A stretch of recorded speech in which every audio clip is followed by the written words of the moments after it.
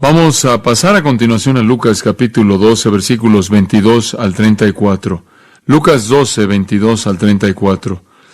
Esta porción de las Escrituras contiene algunas cosas con las que usted puede estar familiarizado, y eso se debe a que gran parte de lo que Jesús dice aquí en Judea, meses antes de su muerte, también lo dijo en Galilea, mucho tiempo antes de esto, en lo que conocemos como el Sermón del Monte. De hecho, el pasaje en Lucas 12, 22 al 34 es un paralelo directo de Mateo 6, versículos, alrededor del versículo 19 hasta el final del capítulo, versículo 34. Entonces va a encontrar aquí un paralelo muy cercano a ese texto en Mateo capítulo 6, el cual puede comparar. No vamos a estar pasando de un pasaje a otro. Entonces, en cierta manera, se encuentra en el corazón de la enseñanza conocida de Jesús, la cual, sin duda alguna, ya había registrado en 2 lugares en las Escrituras, pero sin duda predicó en muchas ocasiones en muchos lugares diferentes. La clave para entender el pasaje que tenemos frente a nosotros, el cual va a considerar usted familiar, cosas como no os afanáis por su vida, consideren los cuervos, los lirios, buscad primeramente el reino, y estas cosas os serán añadidas.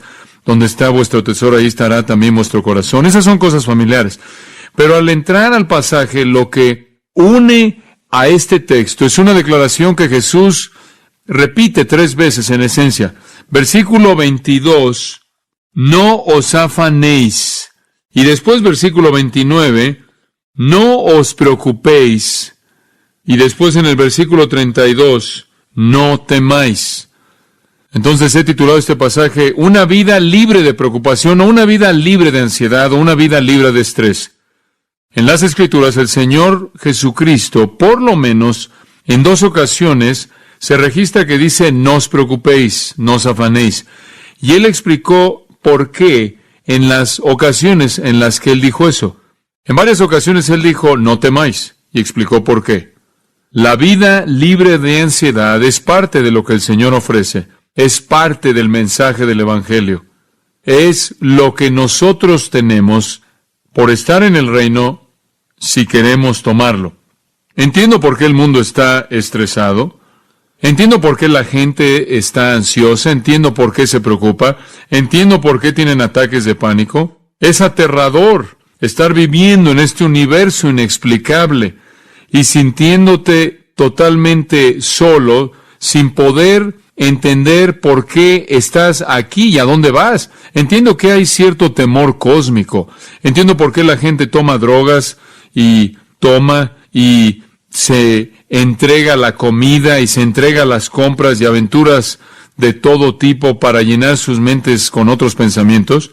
Vivimos en una cultura llena de ansiedad, y lo que es sorprendente de esto es que esta es la sociedad que más se ha entregado a satisfacer sus deseos personales. Esta es la sociedad más cómoda que jamás ha existido. Esta es la sociedad que tiene más, pero parece que es la cultura más llena de ansiedad, más afanada, más estresada que jamás ha existido. Tenemos un mundo médico inmenso que existe para hacer nada más que ayudarle a la gente con estrés. No hay preocupación alguna que no se nombre. No hay preocupación que no se defina. No hay preocupación que no sea catalogada. No hay preocupación que no sea diagnosticada. Y ninguna preocupación se escapa de ser medicada. Simplemente siguen sin ser aliviada. La gente vive con ansiedad, vive con preocupación, vive con estrés, pero es tan común que ni siquiera hablamos de eliminarlo. El término es cómo manejarlo. Tomas un curso para ir a un seminario, escuchas una clase, compras una cinta acerca de administración o cómo manejar el estrés como si fuera un equipo de béisbol, como si necesitaras una línea de producción o un administrador. Cuando Jesús viene y dice, no les voy a enseñar a cómo manejar su estrés, lo voy a eliminar. La meta en la sociedad en la que vivimos es administrar o enfrentar o manejar la ansiedad. Cómo de alguna manera deshacerse del pánico, del estrés, de la ansiedad que usted siente debido a que está viviendo en medio de un universo cósmico que le es inexplicable a usted y que hay temores desordenados subyacentes, ansiedades que salen a la superficie con mucha frecuencia. Y llega a ser bastante serio con muchas personas. Alrededor de 20 millones en Estados Unidos de Norteamérica, 20 millones de adultos, son sujetos anuales, son personas que están sujetas anualmente al mundo de las enfermedades mentales, alrededor de $42 billones al año en costos gubernamentales. Vienen con desórdenes de ansiedad que reciben nombres, asuntos que se solapan y se mezclan. No es como si tienes algún tipo de área de ansiedad. Hay varias categorías. Está lo que se llama el AD general, el cual es el desorden de ansiedad general. Y supongo que podrías incluir casi todo ahí.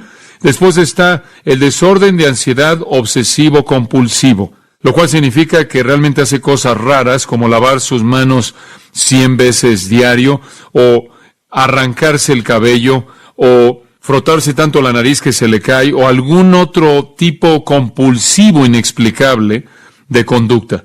Y después está el desorden de pánico, en el cual usted entra a un alto nivel de pánico, hay palpitaciones de corazón rápidas, temor extremo, y realmente no hay una razón circunstancial por ello. Tenemos también estrés postraumático, AD, el cual es algún nivel de pánico el cual usted siente después de algo que usted acaba de enfrentar. Está lo que se llama el desorden de ansiedad social, el cual me imagino que significa que ni siquiera lo tiene si no está cerca de la gente. Y después está el AD específico, fobias específicas acerca de algunas personas que entran en ansiedad, se afanan, están llenas de ansiedad si ven una rata, o algunas con una serpiente, o algunas tienen ansiedad por una tormenta, algunas literalmente tienen una fobia con los closets, agorafobia, claustrofobia, acrofobia, las alturas, etcétera, etcétera. Y alrededor del 50% de la población norteamericana experimenta algún tipo de desorden de ansiedad psiquiátrico, alrededor de la mitad de la gente en Norteamérica en su vida.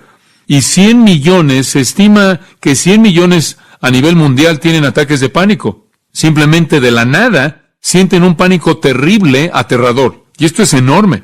Y claro, el negocio médico es enorme para tratar de manejarlo o tratar de controlarlo, y las compañías de medicinas, claro, son el jugador vital, tienen un papel clave en cómo es eso manejado. De acuerdo con la Universidad Estatal de Ohio, tiene una página en la Internet en la cual enfrentan algunas de estas cosas, tratan con algunas de estas cosas, y una de las declaraciones en su página es: la meta de algún tratamiento es hacer que la ansiedad sea una parte que se puede manejar en la existencia diaria. Lo mejor que el mundo le puede ofrecer a usted es cómo manejar su ansiedad. Jesús le ofrece cómo eliminarla. ¿Eso se oye como algo bueno? Deshacerse de ella en su totalidad, detenerla. De hecho, usted puede traducir básicamente el versículo 22, dejen de estar ansiosos. Versículo 29, dejen de preocuparse. Versículo 33, dejen de tener miedo. El mundo le va a ofrecer terapia de conducta cognitiva o una larga lista de medicinas. Pero nuestro Dios compasivo ofrece una solución mucho mejor, y esa es la eliminación de su ansiedad en absoluto, de manera total. Deje de estar ansioso, deje de preocuparse, deje de tener miedo. La preocupación es algo realmente mortal. Rush dijo, la preocupación es una corriente delgada de temor que está corriendo por la mente. Si es alentada, abre un canal por el cual el resto de los pensamientos son drenados. Usted puede comenzar con un poco de preocupación y puede absorber su vida entera. Leí esto hace algún tiempo atrás. No sé por qué leí algunas de las cosas que leí, simplemente por curiosidad, me imagino. Pero estaba leyendo acerca de los estándares en una institución en Washington, D.C., y establecen todo tipo de estándares, y había un pequeño párrafo que decía esto: una neblina densa que cubre 7 cuadras en una ciudad, ¿están conmigo? Una neblina densa que cubre 7 cuadras en una ciudad de 100 pies de profundidad está constituida de menos de un vaso de agua dividido en 60,000 gotas. No hay mucho ahí, el párrafo dijo, pero afecta a la comunidad entera, paraliza a la comunidad entera. Bueno, eso es lo que puede suceder en la preocupación. Usted puede tener algo del tamaño de un vaso de agua paralizando una comunidad entera. La palabra preocupación, de hecho, viene de una palabra alemana antigua, y la palabra antigua alemana es Wirgan, y significa estrangular, ahogar. Está hablando de estrangulación mental a través del temor y la ansiedad y el estrés y la preocupación. Ahora, solo hay dos esferas en las cuales usted puede preocuparse. Puede preocuparse por el mundo físico, puede preocuparse por el mundo espiritual. Puede preocuparse por lo que es inmaterial o lo que es material. Puede preocuparse por lo que es terrenal y lo que es celestial. Y entonces, eso es precisamente lo que Jesús dice. No necesita preocuparse por eso. En el versículo 22, Él dice, no os afanéis por vuestra vida. Y con eso se refiere a lo que usted come, a su cuerpo, a lo que viste. Deje de preocuparse por eso, por las cosas básicas de la vida. Después, en el versículo 32, no teman a nivel espiritual, porque su Padre ha escogido con gusto darles el reino. De esta manera, usted no se queda con nada por qué preocuparse, nada por qué estar ansioso, nada por qué estar estresado, nada por qué tener pánico. Entonces concluimos que si usted se preocupa como cristiano, la preocupación es un pecado. Pero es un pecado que emana a partir de no entender a Dios, debido a que usted no entiende a Dios, no entiende su amor soberano, no entiende su cuidado soberano, no entiende sus recursos soberanos. Entonces, eso es lo que Jesús presenta aquí. Jesús ofrece una vida libre de ansiedad. Y cuando usted viene a su reino, Dios cuida de usted y sus preocupaciones realmente terminan de tal manera que lo que define su vida, la preocupación por todo, se elimina. Ahora usted tiene que entender las promesas de Dios y tiene que entender los propósitos de Dios para poder llegar a esta vida libre de preocupación, libre de ansiedad. Entonces permítame ayudarle con esto. En estos versículos, conforme se desarrollan hasta el versículo 34, hay varios puntos que quiero desempacarle. 6. Y le van a mostrar que la preocupación emana de una falta de entendimiento acerca de algo de Dios. En primer lugar, veamos el primero. La preocupación muestra una falta de entendimiento de la prioridad divina. La preocupación es una falta de entendimiento de la prioridad divina. Regresemos al versículo 22. Dijo luego a sus discípulos, por tanto os digo, no os afanéis por vuestra vida, ¿qué comeréis? Ni por el cuerpo, ¿qué vestiréis? La vida es más que la comida y el cuerpo más que el vestido. Eso no es difícil de entender. Sin embargo, hay algunas cosas que están abajo de la superficie que creo que van a abrir un entendimiento más profundo de esto. En primer lugar, Él le dijo a los discípulos, recuerden ahora, Él está hablando a los discípulos, lo cual incluiría a los apóstoles, como lo notamos en el versículo 41, cuando Pedro dice, entonces Pedro le dijo, Señor, ¿dices esta parábola a nosotros o también a todos? Digo, los apóstoles eran aprendices, pero no solo los apóstoles, habían otros que habían creído en Él, y habían otros aprendices, lo cual es la palabra discípulo, macetés, que aún estaban tratando de decidir. Él les está hablando a aquellos que han decidido, están tratando de decidir, y les está explicando cómo es la vida en el reino. La multitud está aquí en decenas de miles, y en esa multitud se encuentran aquellos que están abiertos a su enseñanza, mientras que la mayoría de la multitud es hostil hacia Él. Pero para aquellos que todavía están interesados, Él les define el reino. Y les dice a los discípulos, después de la interrupción, recuerdan en el versículo 3, de un hombre lo interrumpió al decirle que debía decirle a su hermano que le diera su parte de la herencia. Y Jesús le dio la parábola maravillosa del hombre rico que construyó graneros más grandes para guardar todo para sí mismo. Y el Señor dijo, esta noche vienen a pedir tu alma. Y después Jesús dijo, ustedes saben, tienen que hacer tesoro en el cielo, deben ser ricos hacia Dios y no ser egoístas. Y así es como terminó la historia en el versículo 21. Y después de responder el ruego de ese joven en esa parábola, Él resume su enseñanza, pero la conecta junto con la que viene. Conecta las dos, como dice el versículo 22. Por tanto os digo. Por tanto, ¿cómo que por tanto? La razón que les acabo de dar en el versículo 21. Usted tome una decisión en la vida si va a ser tesoro para usted o si es rico para Dios, lo cual es otra manera simplemente de decir, hagan tesoros en el cielo. Y así es como lo dijo en Mateo 6, 19 al 21. Entonces, usted toma una decisión, o es egoísta y materialista y se queda con todo, o hace tesoro en el cielo. Esa es la decisión que debe tomar. En Mateo 6, 24, Jesús dijo, usted no puede servir a dos amos, o amará al uno o aborrecerá al otro. O se va a aferrar a uno y va a menospreciar al otro. No podéis servir a Dios y a las riquezas. Y el retrato de la esclavitud hizo que eso fuera bastante claro. Ser un esclavo no era como ser un empleado. No tenía que trabajar a las 8 y terminar a las 5. Puede hacer eso en su sociedad, en nuestra sociedad, y después puede ir a trabajar a otro lado y estar allá a las 7 y terminar a las 2 de la mañana. Puede servir a dos amos en nuestra cultura. Puede tener dos trabajos. Pero usted no podía hacer eso en un ambiente de esclavos, porque era usted poseído por el amo, y no había manera en la que un esclavo pudiera servir a dos amos, era imposible. Él odiaría a alguien más que le diera órdenes que no fuera aquel al que le pertenecía. Él menospreciaría un esfuerzo por parte de alguien que no fuera su dueño y que lo apoyaba y lo alimentaba mandándole a hacer cosas. Era imposible. Y entonces en la esfera espiritual, o usted sirve a Dios o al dinero, o es rico hacia Dios, o se entrega a satisfacer sus deseos personales, y ese es el punto que él enseña. Ahora él dice, por esta razón, por tanto, tengo algo que decirles. Esta es la transición, porque esto es lo que ellos estarían pensando. La pregunta vendría a su mente, están sentados ahí pensando, bueno, Jesús está diciendo que debemos ser ricos hacia Dios y no ahorrar dinero, y no construir graneros más grandes y almacenar dinero y volvernos ricos y todo eso, ignorar a los pobres, ignorar a los necesitados, ignorar los propósitos de Dios. Pero si le damos todo eso a Dios, ¿qué hay acerca de nosotros? ¿Qué nos va a pasar? ¿Quién va a cuidar de nosotros? Digo, vivimos en un mundo difícil, ¿no es cierto? ¿Quién va a cuidar de nosotros si no cuidamos de nosotros mismos? Si no construyo graneros más grandes, si no cuido de mí mismo, si no apilo, si no acumulo, ¿quién va a cuidar de mí? No quiero depender de alguien más, no quiero depender de la compasión temporal de alguien. Bueno, la respuesta, claro, que el Señor da aquí es esta, que Dios va a cuidar de ti. Dios va a cuidar de ti. Dios es el que alimenta a las aves. Dios es el que hace que crezca el pasto en el campo. Dios es el que sabe qué necesitas. Dios es el que les va a dar el reino. Ustedes vinieron a estar bajo el cuidado de Dios. 1 Pedro 5:7 dice, echando toda vuestra ansiedad sobre Él, porque Él tiene cuidado de vosotros.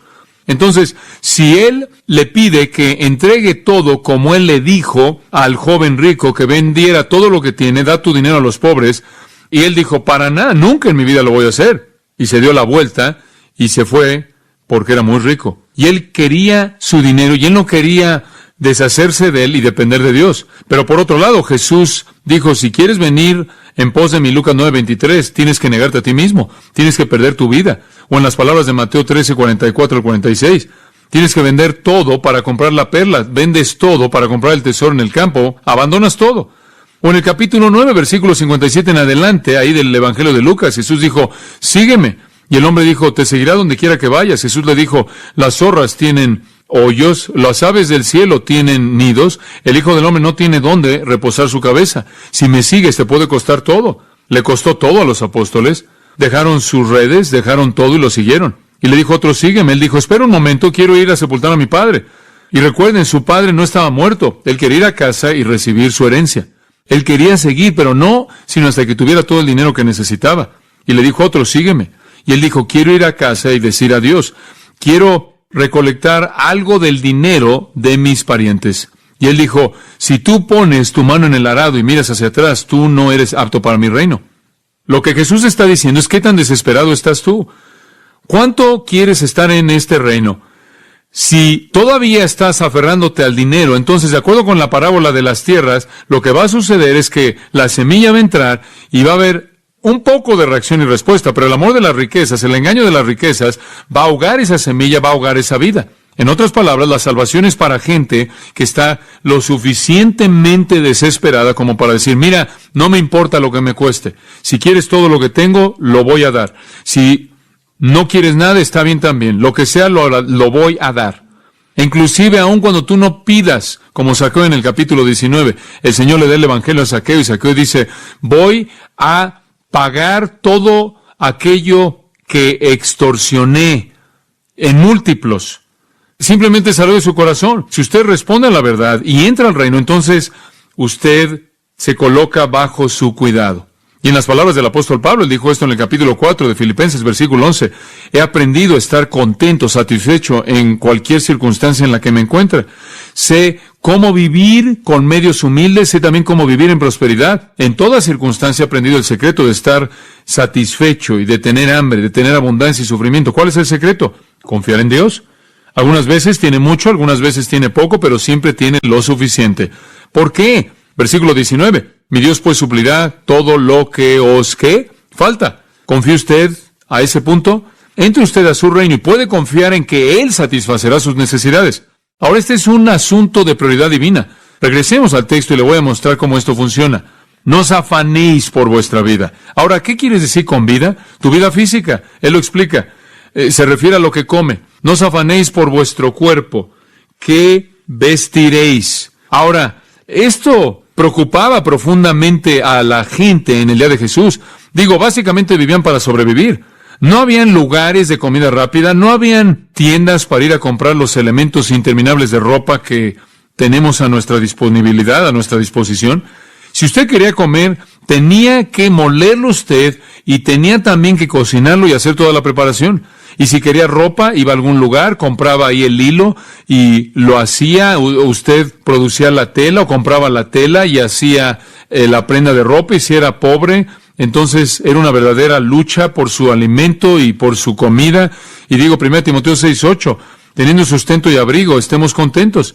Y en eso consistía la vida. Era de tener lo suficientes comidas diariamente como para sobrevivir y la ropa que necesitaba para mantenerse caliente y ser protegido del calor ardiente del sol del Medio Oriente. Pero él dice, miren, no se preocupen por su vida, no se preocupen por lo que van a comer para sustentar su vida, no se preocupen por su cuerpo, qué es lo que se van a vestir. Versículo 23, la vida es más que la comida y el cuerpo que el vestido.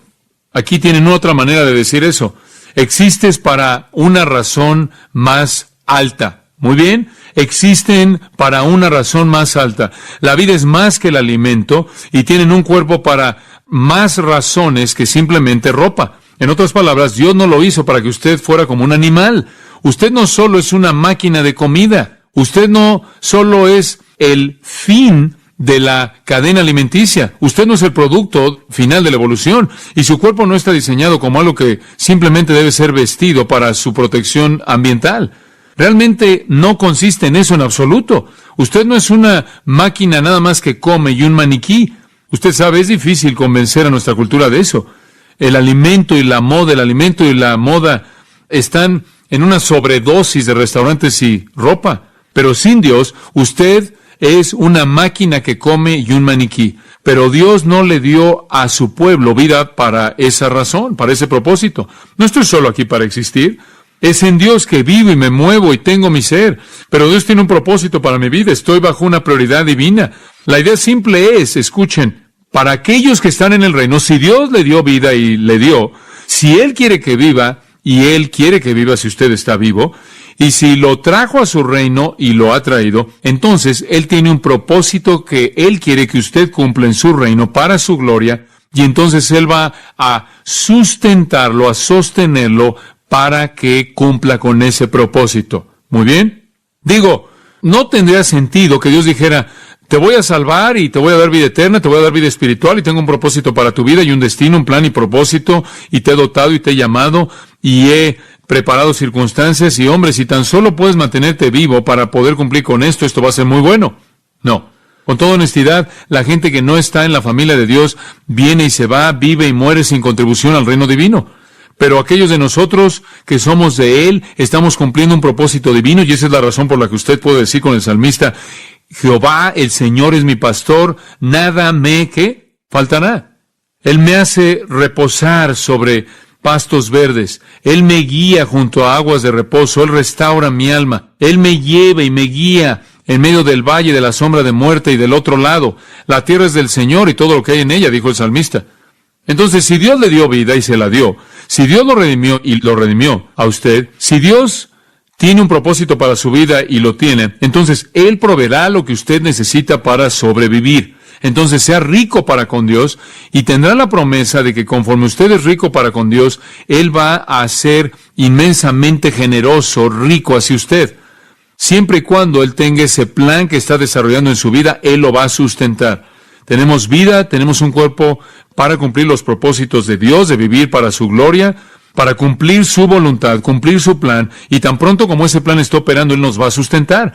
No necesita construir graneros más grandes, más grandes, más grandes, más grandes, más grandes para cuidar de usted, para protegerse a sí mismo. Sea sabio, sea fiel, no sea insensato, sea un buen administrador, haga algo de planeación para el futuro, pero usted no es alguien que tiene la obligación de cuidar de usted mismo, sino Dios. No necesita acumular para que pueda sobrevivir en el futuro. Usted va a ser sustentado por el Creador hasta que sus propósitos para su vida terminen. Él lo va a alimentar hasta el mismo final. Usted puede despojarse de todo lo que tiene, eso no cambiaría. El compromiso de Dios de sustentarlo hasta que sea su tiempo de entrar a su cielo, lo va a cumplir. Entonces, tiene que entender la prioridad, ¿verdad? Y la prioridad es propósito espiritual. Y si usted entiende eso, si usted entiende que Dios lo ha dotado, lo ha llamado, lo ha regenerado, lo ha colocado en su familia, lo ha colocado en un lugar de testimonio, ministerio y servicio, y todo lo que quiere que usted haga sea vivir para su gloria, Él va a cuidar de su vida. Su vida no consiste en comer, su vida no consiste en vestirse, no consiste en asegurarse de que puede sobrevivir. Ese es el compromiso de Dios, esa es la prioridad. Y si usted entiende la prioridad divina, esto es que usted vive y existe para el propósito de Dios, y Dios sustentará su vida hasta que ese propósito sea cumplido. Entonces, no tiene que preocuparse por ello.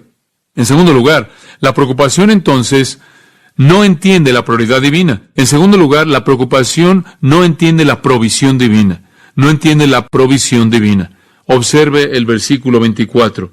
Considerad los cuervos, que ni siembran ni ciegan, que ni tienen despensa ni granero, y Dios los alimenta.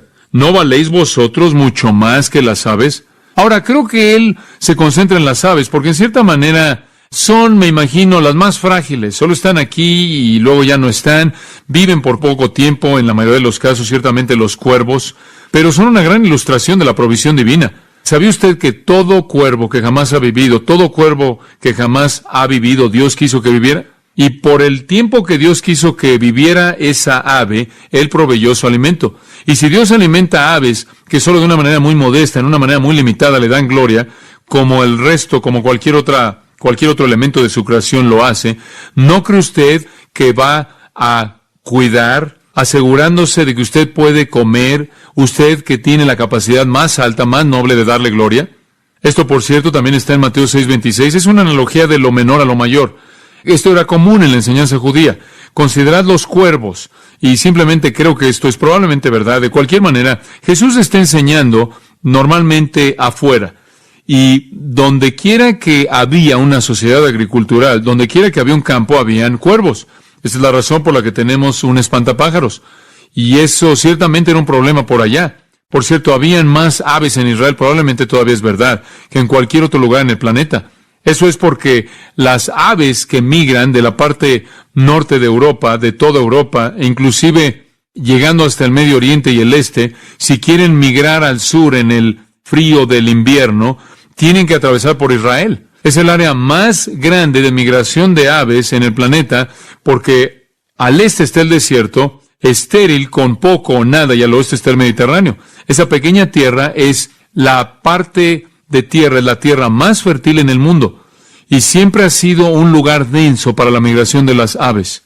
La Fuerza Aérea Israelí ha perdido más pilotos y más aviones debido a aves decapitando a los pilotos al atravesar por la cabina, porque están volando tan rápido en un grupo de lo que lo hacen en combate militar. Y todos los aviones que entran y salen de Ben Gurion y Tel Aviv, en donde he estado muchas veces, tienen que enfrentar a estas aves, y entonces han hecho estudios de migración para determinar en qué momento vienen estos grupos y en qué periodo del año, y cómo vienen, y a dónde van, y dónde aterrizan, y han localizado contenedores de agua, etcétera, etcétera, para proteger a los jets, porque las aves se meten a los motores, y obviamente ese es un problema. Es un lugar enorme de migración de aves, lo cual encaja con la escena bíblica en Ezequiel y Apocalipsis, en donde después del Armagedón, la carnicería de los cuerpos muertos en esa parte del mundo es tan grande, dice que las aves vienen y se los comen. Puede indicar que durante esa época de migración es cuando ese acontecimiento pueda suceder. Pero de cualquier manera, las aves están por todos lados. Y Jesús probablemente dijo, ustedes saben, obsérvenlas. No siembran ni ciegan, ustedes sí. Ustedes están ahí trabajando como esclavos, están cultivando, metiendo la semilla y también regando la semilla, y están ahí rompiéndose la espalda en el trabajo del cultivo. Ellos no hacen eso y no tienen un lugar donde guardar su alimento, no tienen un granero. Son incapaces, él está diciendo, de generar su propia fuente de alimento. Son totalmente dependientes de Dios. Lo que les es provisto por su Creador. Es todo lo que tienen. No tienen la ingenuidad o la capacidad, solo tienen la capacidad y el instinto de recoger lo que les es provisto. Eso no significa que no trabajan. ¿Algunas veces vio usted a un ave acostada de lado tomando una siesta? Las aves están en movimiento constante. A mi querida Patricia le encantan las aves. Digo, realmente le encantan las aves. Entonces tenemos que 6 u 8 comederos de aves ahí en el patio de atrás, de tal manera que cuando usted sale por la puerta trasera, en cierta manera tiene que agacharse, porque digo, están por todos lados. Es como un aviario en nuestro jardín, lo cual es maravilloso. Disfrutamos de esa parte de la creación de Dios. Son absolutamente incansables. Se pelean el uno al otro en esos pequeños comederos. Cuando están ahí tratando de comer la semilla y levantarla del piso, se pelean y hasta llegan al piso y se persiguen el uno al otro y se hacen sonidos el uno al otro para poder comer esas semillas. Y cuando esas cosas están vacías, ya se acabaron, ¿no es cierto? Se van, ¿verdad, mi amor? Se van y no los vemos. Y después ella los llena, o más bien yo los tengo que llenar. No sé cómo es que se pasa la voz, que alguien que dice psst, y después regresan todos, docenas y docenas de ellos. Y no estamos hablando del hecho de que usted no trabaje, y es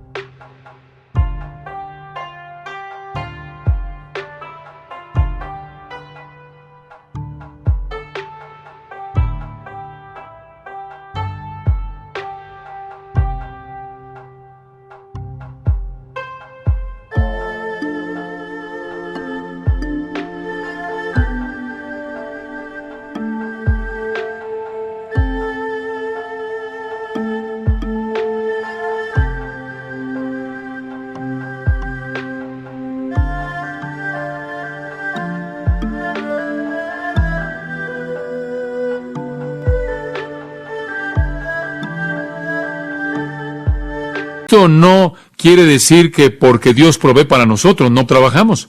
Él ha provisto los recursos para nosotros. Él ha provisto la capacidad para que nosotros trabajemos y ganemos esas cosas. Y si estamos en esta situación en la que aún en nuestros mejores esfuerzos no podemos proveer lo suficiente, Dios va a encontrar un camino para cuidar de nosotros, para sustentarnos, ¿verdad? Ellos trabajan, nosotros trabajamos, pero es Dios quien providencialmente provee. Job 38:41, ¿quién prepara para el cuervo su sustento cuando sus crías claman a Dios y andan sin alimento? La respuesta, el Todopoderoso lo hace, el Todopoderoso. Y el salmista enfatiza esto, Salmo 104. Allá hay 2 versículos Versículo 25, está el mar grande y amplio, en donde ahí hay animales innumerables, tanto grandes como pequeños. Versículo 27, todos esperan para ti, para que les des su alimento en el tiempo apropiado. Si Dios no proveyera, si Dios no hubiera diseñado esa cadena alimenticia, no sobrevivirían. Bueno, Dios quiere que sobrevivan. Dios los hizo para su propia gloria y con frecuencia pienso en eso cuando pensamos en el mar. La mayor parte de lo que sucede en el mar nunca nadie lo ve, solo es para el mero placer de Dios. En el Salmo 145, versículo 15, los ojos de todos ven a ti y tú les das su alimento a tu tiempo. Tú abres tu mano y tú satisfaces el deseo de todo ser viviente. Salmo 147, 9, Él le da a la bestia su alimento y a las aves jóvenes que claman. El rabino Simeón dijo, en mi vida nunca he visto un lugar de higos secos. Nunca he visto un león como un pordiosero. Nunca he visto una zorra como un mercader. Sin embargo, todos ellos son nutridos sin preocupación. Si ellos, que son creados para servirme a mí, son nutridos, son sustentados, ¿cuánto más debo yo, quien fui creado para servir a mi Hacedor, para ser sustentado? Y ese realmente es el punto, ¿no es cierto? Dios los alimenta, versículo 24. Dios los alimenta. Dios tiene un propósito para su existencia. Hay un honor manifiesto que viene para Él. Hay una gloria que viene a Él. Hay un deleite que viene a Él. Y entonces Dios las alimenta. Es la misma provisión que Él trae a ellos, que es la misma provisión que Él hace para ellos, que también hace para nosotros. Y observe al final del versículo 24. ¿No valéis vosotros mucho más que las aves? Si Él se encarga de que las aves tengan alimento, ¿no cree usted que Él se encarga de que usted lo tenga? No necesita pasar su vida preocupándose si va a tener suficiente, si va a tener suficiente ahora, si va a tener suficiente cuando se jubile, si va a tener suficiente en el futuro. Su Dios promete sustentarlo hasta el fin de sus propósitos.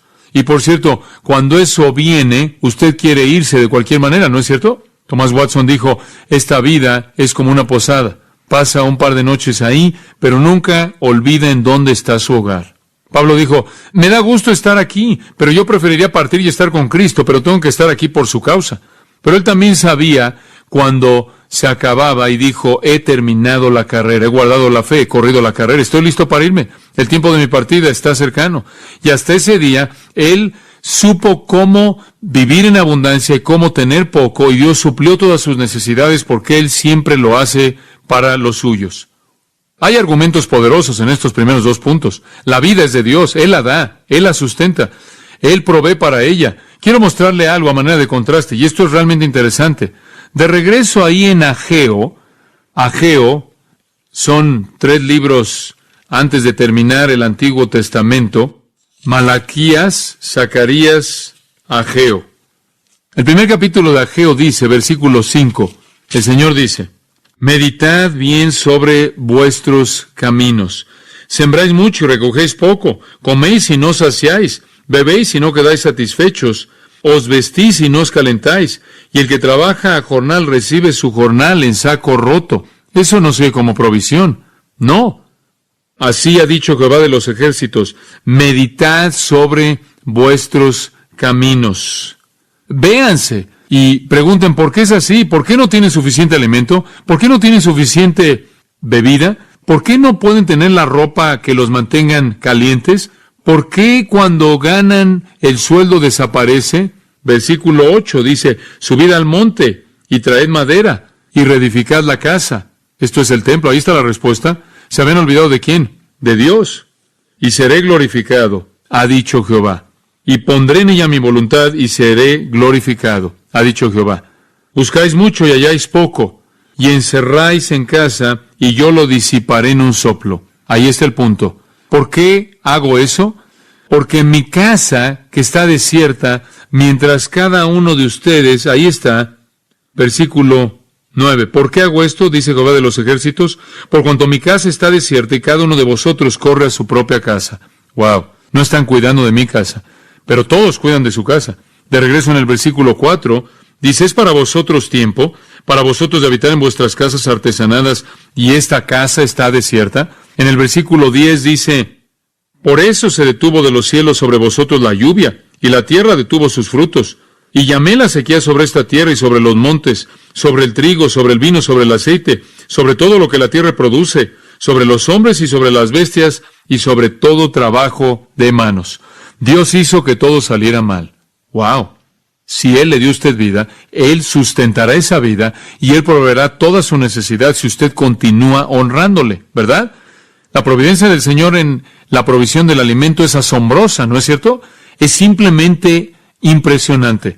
La variedad va más allá de lo que podemos creer, abundante, interminable. Una provisión de alimento renovable que se perpetúa por sí sola.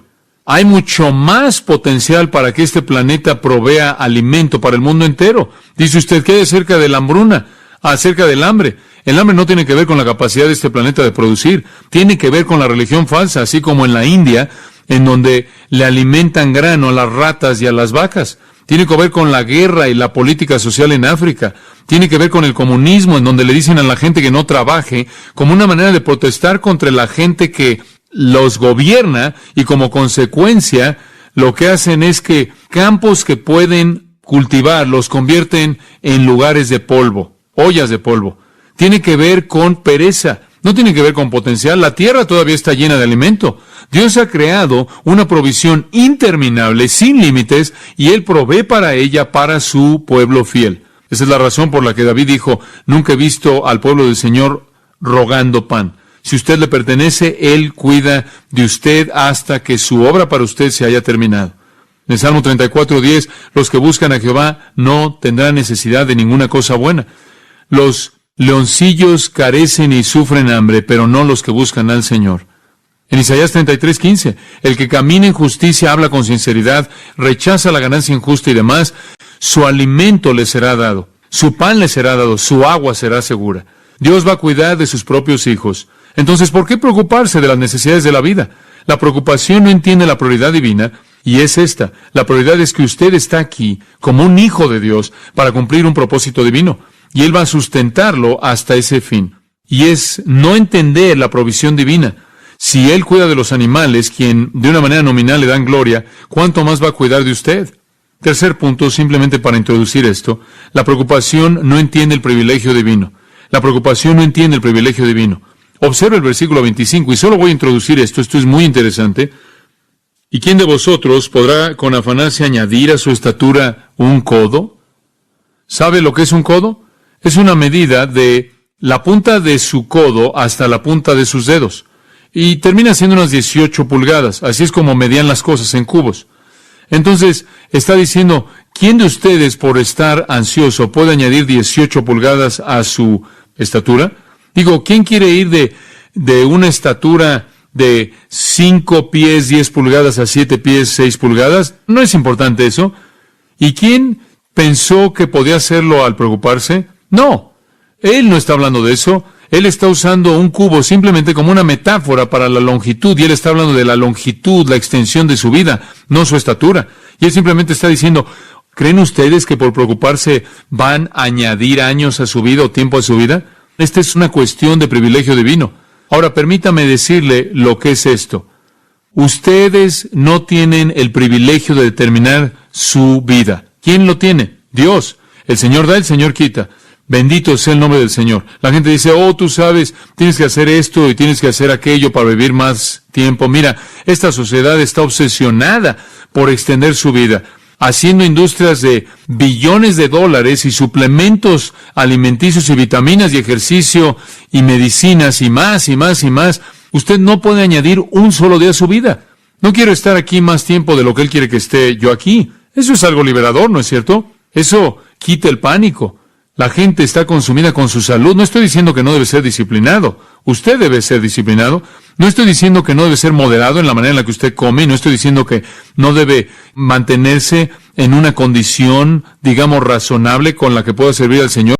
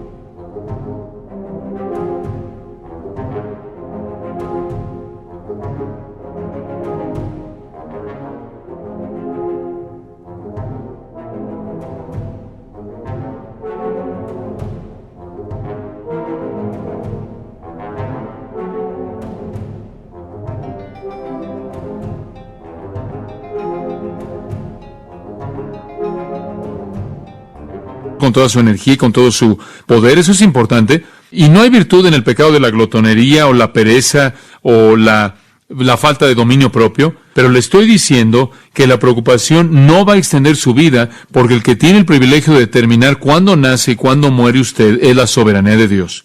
Entonces, ¿qué es lo que quiere hacer? No se preocupe, le pertenece a Él. Él sabe que la prioridad consiste en servirle. Él provee lo que necesita para que esa prioridad sea cumplida, y Él determina exactamente por cuánto tiempo quiere que eso dure. ¿Por qué preocuparse? Quiero decir más de esto la próxima vez, pero por ahora vamos a dejarlo ahí. Oremos juntos. Señor, te pedimos que cultives en nosotros una convicción de estas verdades. Ayúdanos a entender que tan ricas son estas promesas, lo maravillosas que son, lo gozosas que son, lo agradecidos que debemos estar.